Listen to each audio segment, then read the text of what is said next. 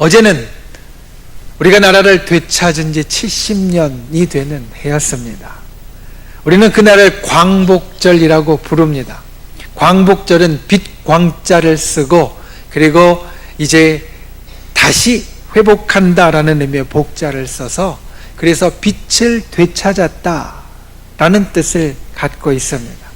그 이전에 참으로 암울하고 어둡고 캄캄한 것 같았던 그 시기에서 다시 빛을 찾아서 밝은 곳으로 나아오고 우리들의 삶이 달라졌다.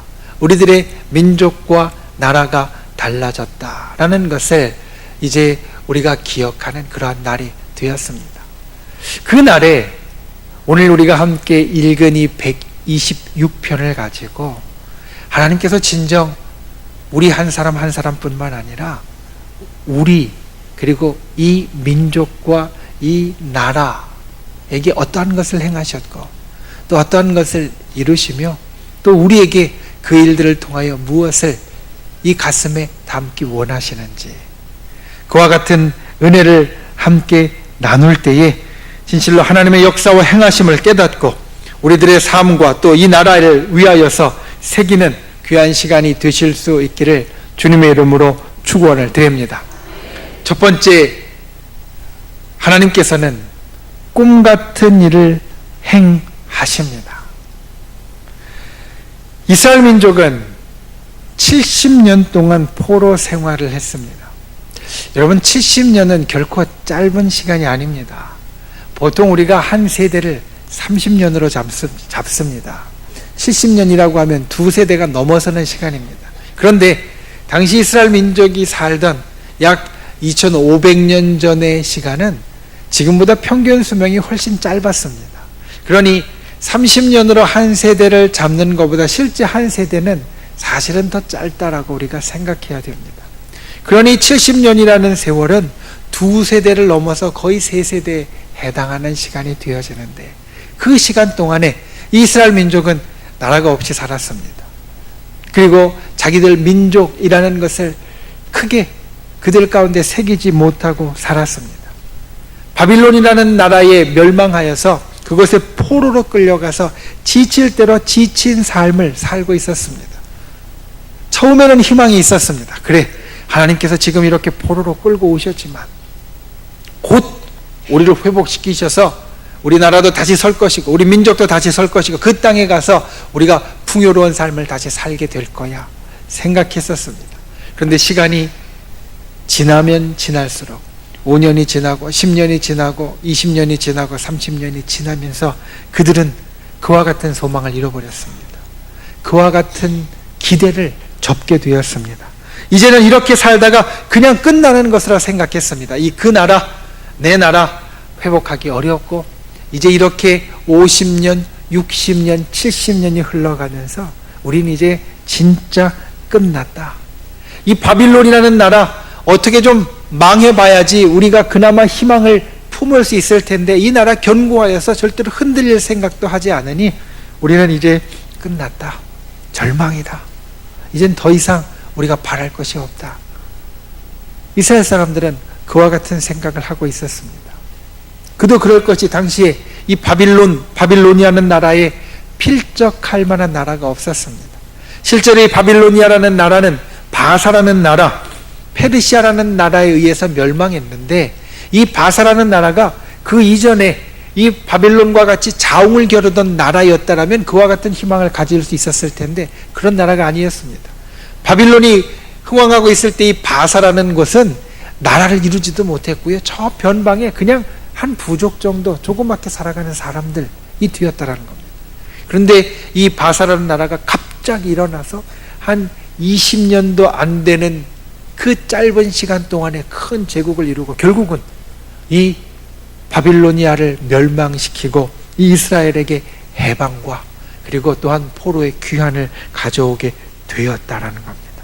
갑자기 한 나라를 세우셔서 그 나라로 이 바빌로니아를 치셨고 바빌로니아가 멸망하게 되었고 그리고 이스라엘이 다시 자기가 떠나온 땅, 그 땅으로 돌아가서 나라를 세울 소망을 품게 되었다라는 겁니다.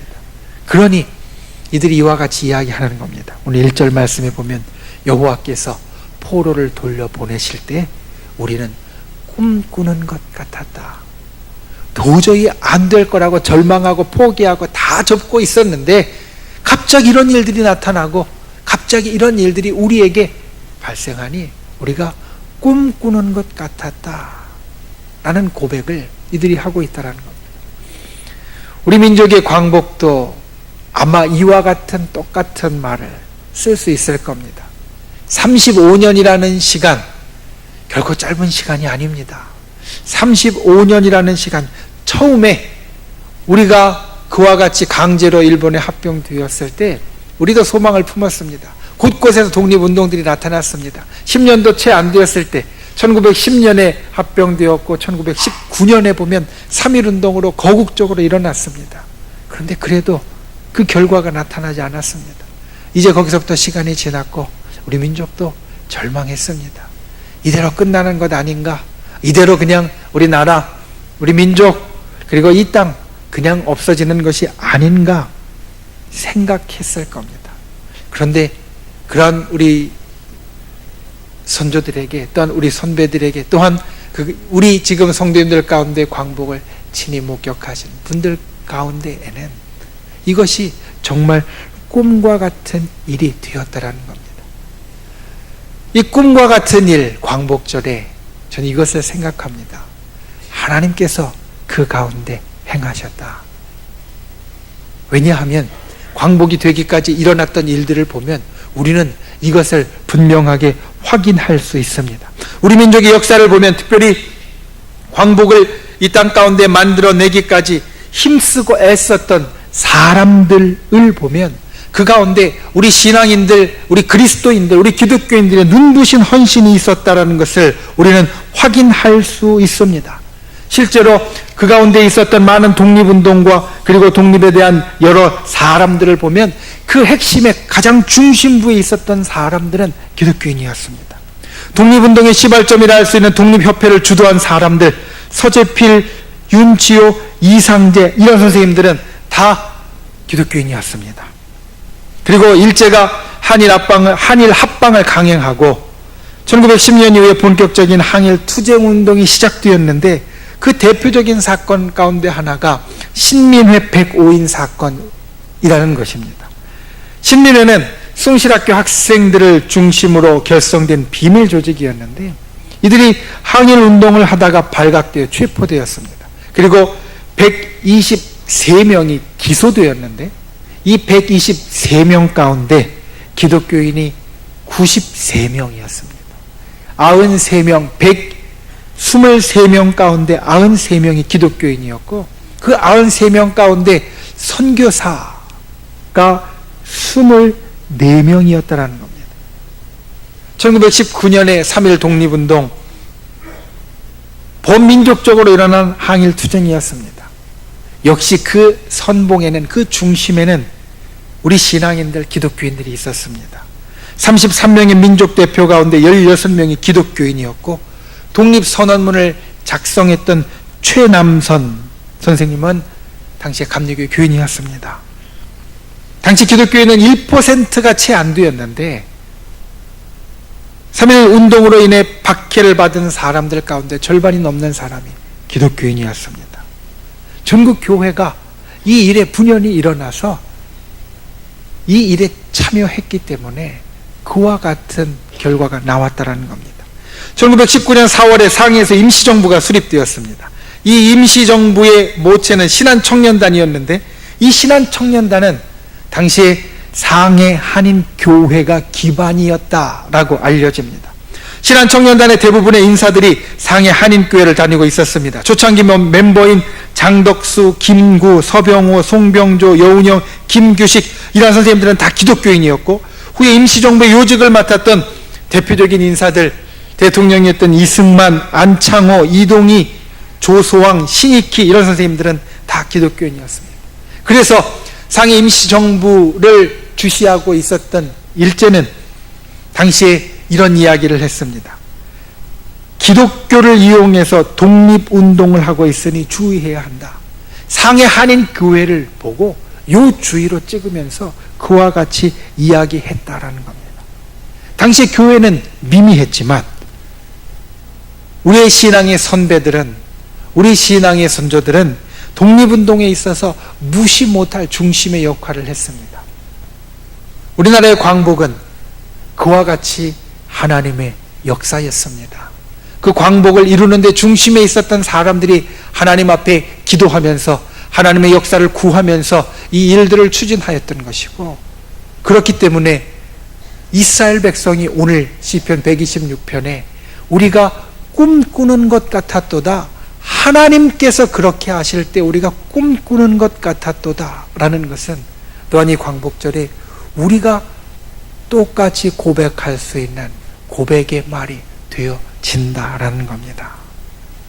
우리 믿음의 선배들의 기도가, 그리고 이들을 통한 하나님의 역사가 우리 민족에게 꿈 같은 일을 만들어 냈습니다.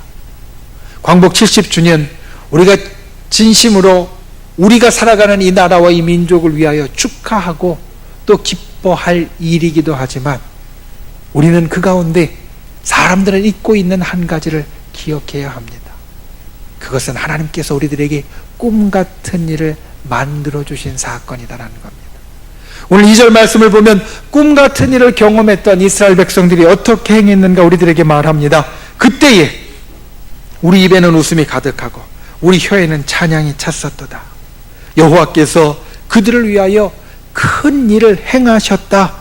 우리가 기쁘다.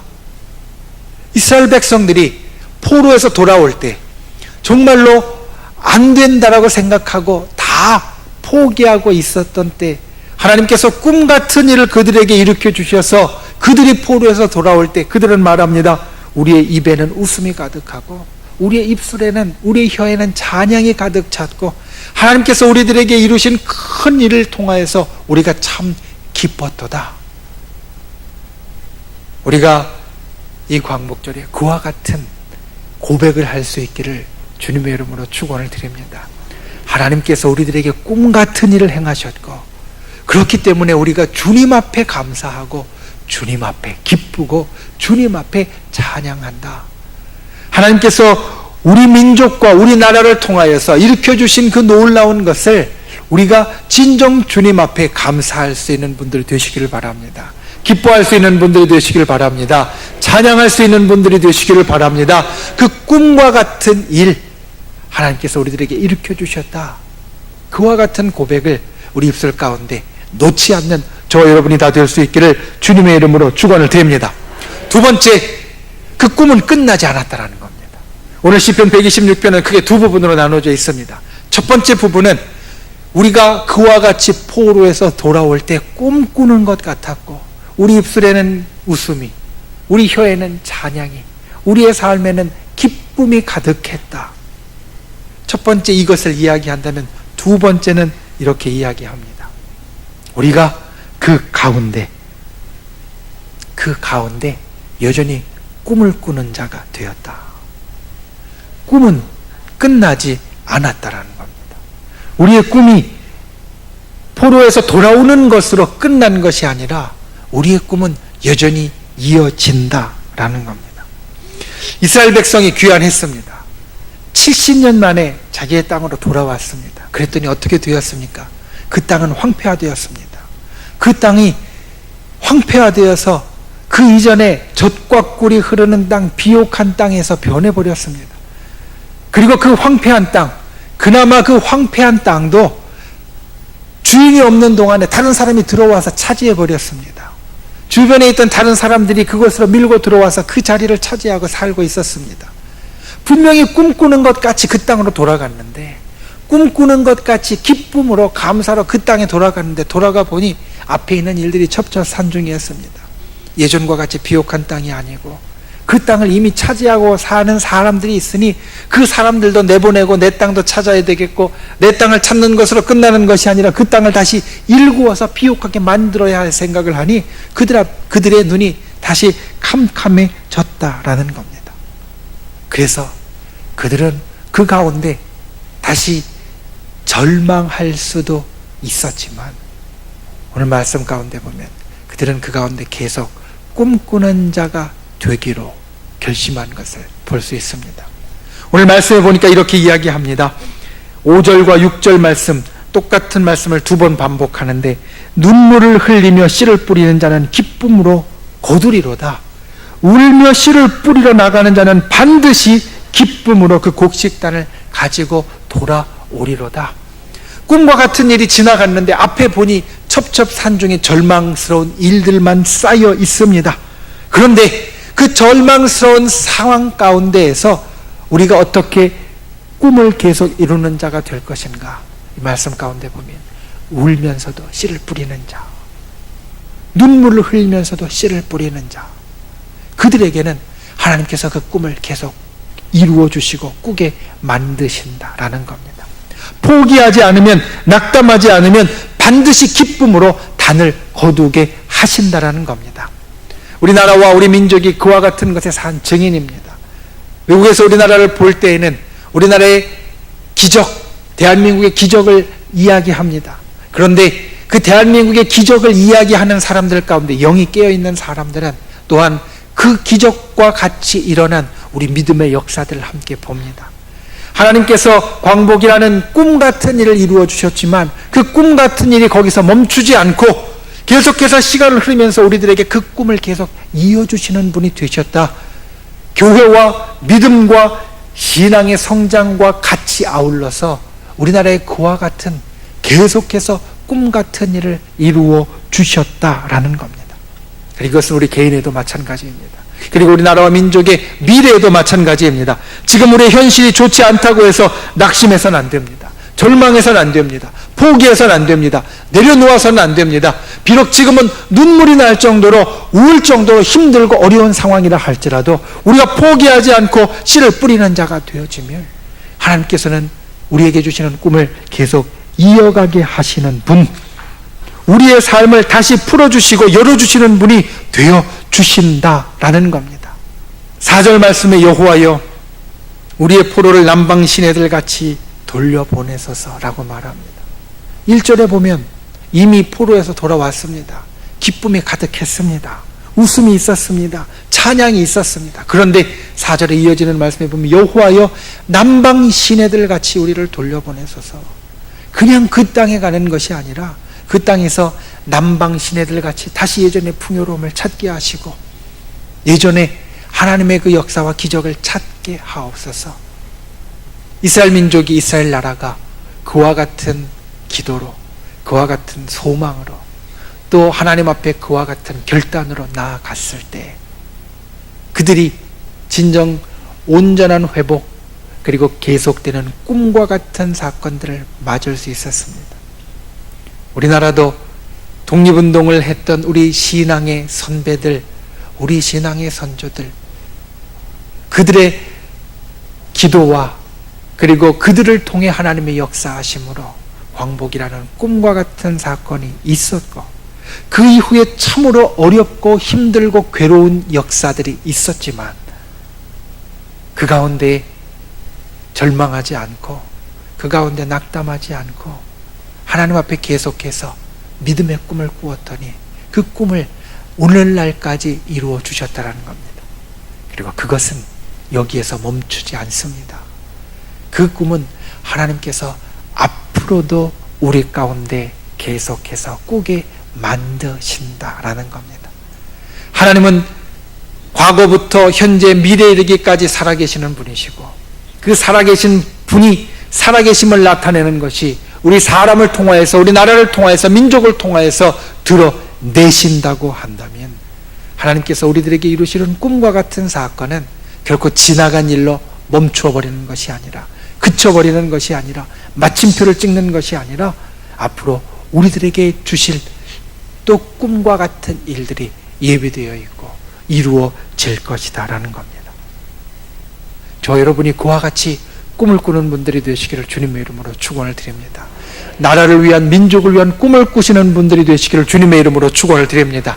우리의 삶을 향하여 그와 같은 꿈을 꾸는 분들이 되시기를 주님의 이름으로 축원을 드립니다. 나라와 민족의 역사하신 하나님은 우리 한 사람 한 사람에게도 역사하시는 하나님입니다. 우리가 때로는 절망 가운데 있고 우리의 삶의 괴로움 가운데 있고 우리의 삶이 힘든 가운데 있어도 울면서 씨를 뿌리는 자는 눈물을 흘리며 씨를 뿌리는 자는 하나님께서 꿈과 같은 일, 기쁨으로 곡식단을 가지고 돌아오는 일들을 이루어 주신다고 말씀하십니다. 우리의 삶을 위하여서도 그와 같이 꿈꾸는 분들이 되실 수 있기를 주님의 이름으로 축원을 드립니다. 말씀을 맺습니다. 이스라엘에 가면 유대인들이 겪었던 참 아픈 기억을 추모하는 추모관, 기념관이 있습니다. 야드 바셈 홀로코스트 추모관. 2차 대전 때 유대인들이 경험했던 참 괴롭고 힘들었던 것들을 기억하기 위해서 그들이 만든 곳입니다. 거기에 가면 어떻게 보면 참 섬찟할 만한 것들이 있습니다. 사람의 기름을 짜서 만든 비누, 가스실, 생체 실험실, 처참하게 죽어가는 장면들을 때로는 동영상으로, 때로는 사진으로, 때로는 모형으로 재현해 놓았습니다. 어떤 것은 그냥 담담하게 지나가기에는 너무나 처참한 곳도 있습니다. 그런데 이 추모관의 가장 끝에 보면 다음과 같은 글귀가 적혀 있습니다. 용서는 하지만 망각은 또 다른 방랑으로 가는 길이다.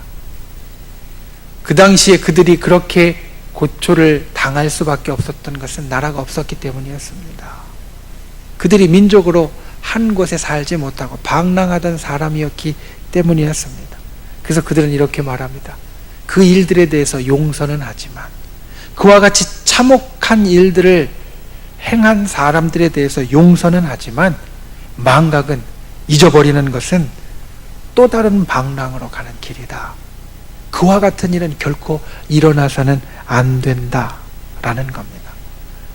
이 광복절에 우리가 그와 같은 것을 또한 우리도 기억해야 합니다. 용서는 하지만 잊어버리는 것은 안 됩니다. 그리고 우리가 기억해야 할 것에는 오늘 말씀에 보면 그냥 우리나라가 광복이 되고 회복이 되고 이와 같이 놀라운 일을 이루어서 좋다라는 것, 그 뒤를 볼 수 있어야 한다는 겁니다. 하나님께서 꿈꾸는 것 같은 일을 이루어 주셨다. 그래서 우리가 그냥 기뻐하고 그냥 좋아하는 것이 아니라 하나님께서 꿈꾸는 것 같은 일을 이루어 주신 것에 대해서 감사하고 찬양하고 또 주님 앞에 기뻐할 수 있는 주의 백성이 되어야 한다. 그리고 두 번째로, 그와 같은 꿈꾸는 것은 결코 지나간 일로 멈추지 않는다라는 겁니다.